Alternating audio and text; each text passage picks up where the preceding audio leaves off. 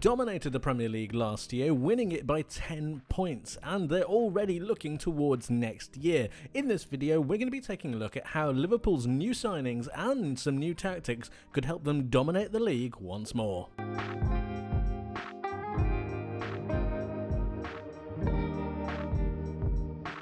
Frimpong, Kirkesh and Florian Wirtz, three incredibly attacking players, but how do you fit them in the side, and how do you make it work to allow Liverpool to go forwards and improve their attack on a general basis? We'll talk about Florian Wirtz a little bit later, but let's focus on the defenders. What Arne Slot is essentially doing is supercharging both flanks, creating an enormous amount of attacking intent on both sides, but that attacking intent needs to come with some caution. You can't just flood Kirkesh and Frimpong forwards on both of Liverpool's flanks. That, although would sound very entertaining and very exciting, it's not necessarily too defensively aware, and in all of the great footballing sides you require balance, a good attacking position and a good defensive position. The idea of balancing out the side means that both attack and defense has good qualities and possibilities. So how do you balance both Kirkesh and Frimpong? Arne Slot might have given us a hint at it last season. The hint that I'm referring to revolves around Ryan Gravenberch and his interaction with not only the right back but also the side in general to help facilitate the possession and progression of play down one side. What we see here is Gravenberch on the pitch in his central role. We see the ball being moved from left to right and going over towards Mo Salah out on this right hand side. But notice the movement of Gravenberch here. As the ball goes forwards, Conor Bradley ends up vacating his right back slot and Gravenberch immediately goes and takes up that position. This is to give a platform and almost a backbone to Liverpool's attack down this right hand side. This gives Bradley the freedom to then go forwards and create an attacking run, decoying for Mo Salah to then give him extra space. But if we were to take that idea of Gravenberch moving into a position to allow for your attacking player to then move forwards, all of a sudden we have an outlet for Jeremy Frimpong to go forwards. It's through this positional play and rotation that could really give Liverpool a platform when going down one of the flanks. But while they're also giving themselves that platform, it's also allowing them to maintain that balance within the side that we spoke about a little bit earlier.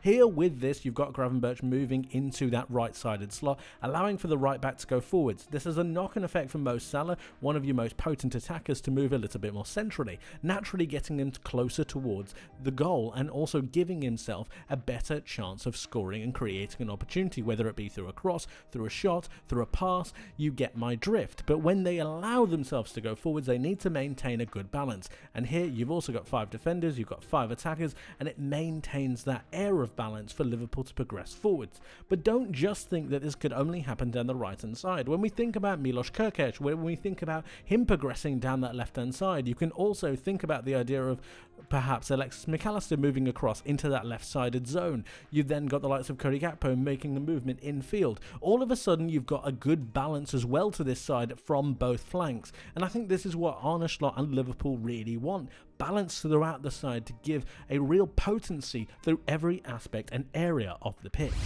But the big question is, how do you get it all working together? How does Florian Wirtz fit in, and how do you get the most out of Mo Salah next season while also maintaining that attacking intent on both flanks? The answer, and something that I think Arne Slot and Liverpool will look towards, is something like this for next season. And it might look a little bit radical, but give me a moment to try and explain it. This both allows for your progression down both flanks, it helps with the facilitation and the possessional play throughout the centre of the park, while also getting the very best out of both Florian Wirtz and Dominik Szoboszlai. Originally, when I presented my idea for Wirtz, I thought that he'd take Szoboszlai's place, but I actually don't think that's the case anymore. I think there's a case really to be made for Wirtz and Szoboszlai in the same role. When we think about the way that Arne Slot treats a number 9, he doesn't really play them as a number 9, he plays them as a central player to try and help facilitate play going forwards, and this naturally will progress and present for both of the wingers to move in field as almost inside forwards. And if we think about both of them as inside forwards and think about Wirtz and Szoboszlai almost as 2 attacking 10s, you start to really get an idea about how Liverpool could progress forwards. If we take the idea of Gravenberch moving across to allow Frimpong to progress forwards, this allows Salah to then start to drift in field, and all of a sudden you've got a node of passing lanes. You've got inside runs from out to in from both Salah and Gakpo. Gakpo can be Diaz, he can also be someone else depending if Liverpool want to sign someone. But the idea of moving from out to in and creating those natural runs is really, really important. You've then also got the facilitation of play of Alexis McAllister moving in centrally, again, creating those passing lanes. You've still got Gravenberch being able to find Szoboszlai, being able to find Wirtz or find McAllister, and even find Frimpong. You've got a good facilitation of play there, but you've also got your central pivot.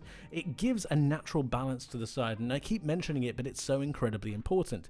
The attacking runs of Salah and Gakpo allow for that potency of play, and then you've also got your two 10s in Wirtz and Szoboszlai. Some of Wirtz's best play comes outside of the penalty area, where he's able to work different situations, have amazing pieces of play, and then drift into different pockets. He's been seen out on the left, he's been seen centrally, he's also been seen out on the right, and in this particular Liverpool system it will give him the freedom of play to then go and progress forwards. This, I think, has everything, and it also gets Salah a little bit closer to goal to help with that goal scoring prowess that we know he has.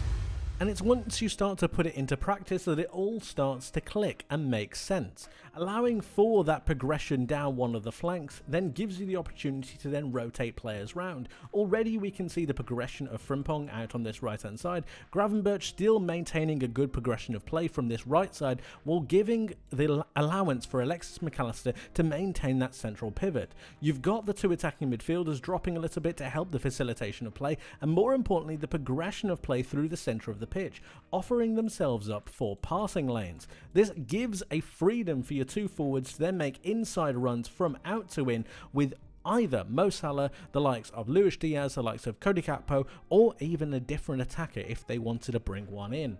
Again, this happens on both sides and the balance is really there, but once you get them into those attacking scenarios, you've still got the option for really progressing forwards. I'm thinking about runs towards the byline with Frimpong, cutbacks towards the likes of Wirtz, towards the likes of Szoboszlai, even Salah and Cody Gakpo, and it's through this advancement of play and through the overloads that you can really see from these crosses, from these cutbacks, that you're going to see a lot of Liverpool's goals start to come to the forefront. It's through this facilitation of play, through the freedom of Florian Wirtz and Dominic Szoboszlai, that you're going to get a number of different opportunities, not to mention through the inside forward runs of both Mo Salah and whichever forward they decide to partner with him. The progression of play from both Milos Kerkez and Jeremy Frimpong is going to be a wonder, and it's going to thoroughly supercharge Liverpool's attack for next season.